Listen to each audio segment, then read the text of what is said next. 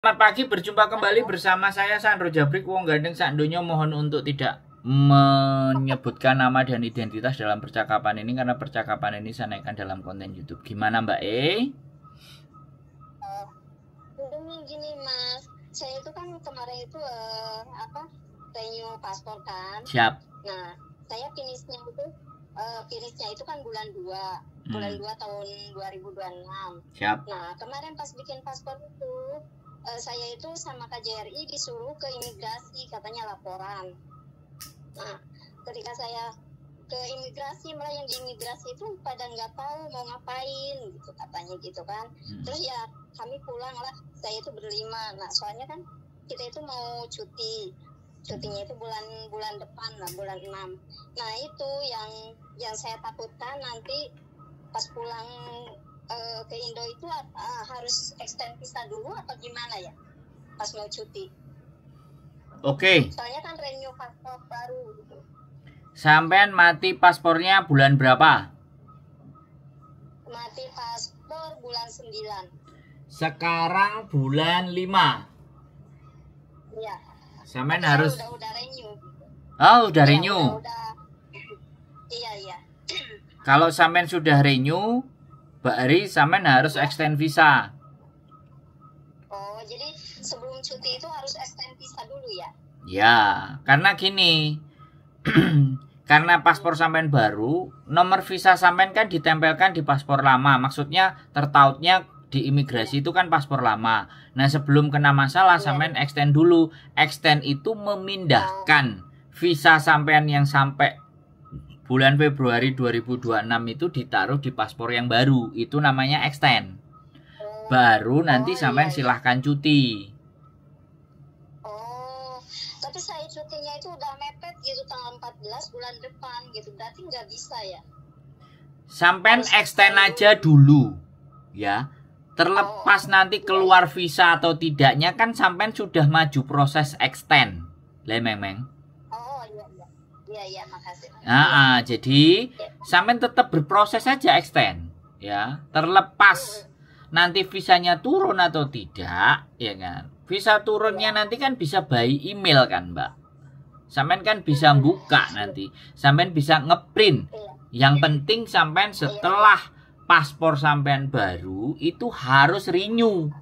Harus extend, bukan renew. Sampean harus extend.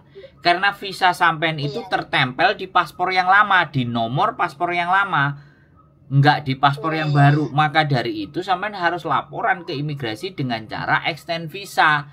Jadi nomor visanya sampean tadi yang sampai Februari tadi dipindahkan ke nomor paspor di paspor yang baru.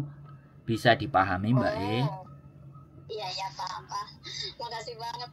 Iya, nah syarat-syarat extendnya ya.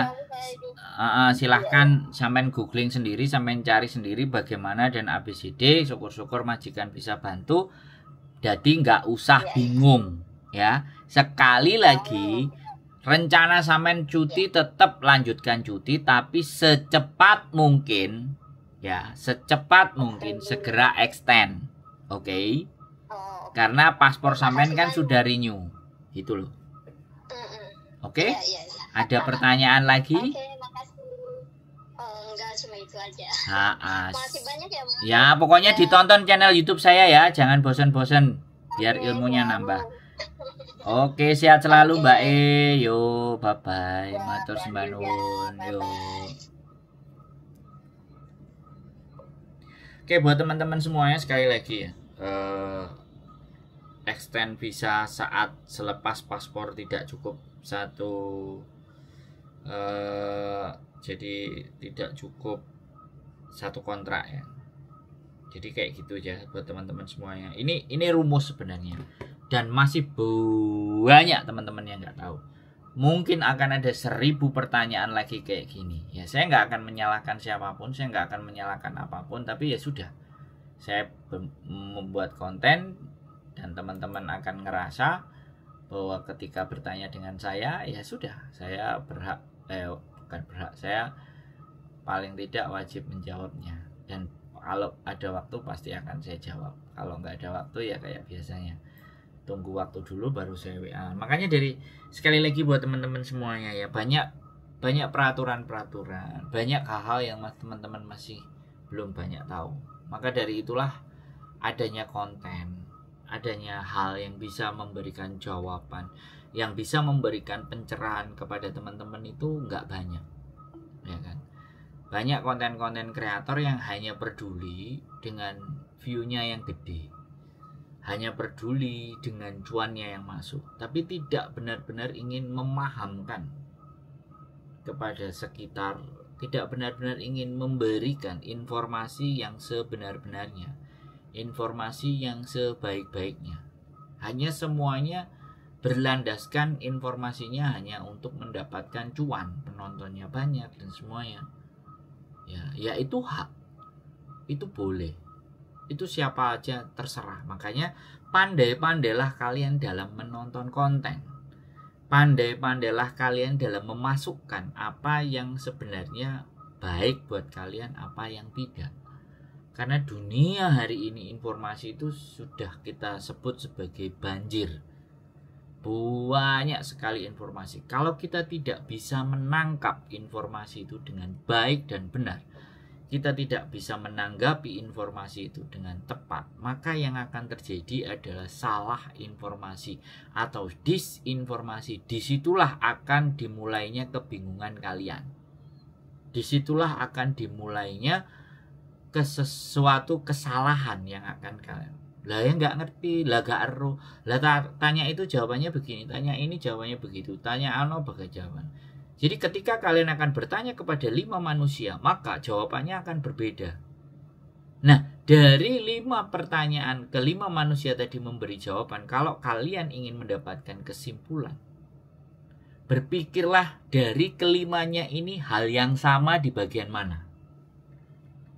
Itu pasti jawabannya. Kalau nggak ada yang sama semuanya, cari jawaban, tanya lagi yang sama. Terus jawaban itu bisa dianalisa dengan logika bagi yang mau berpikir. Masalahnya kadang-kadang kita mikir itu lo nggak mau. Wis pegel lo aku kayak mikir mas bro.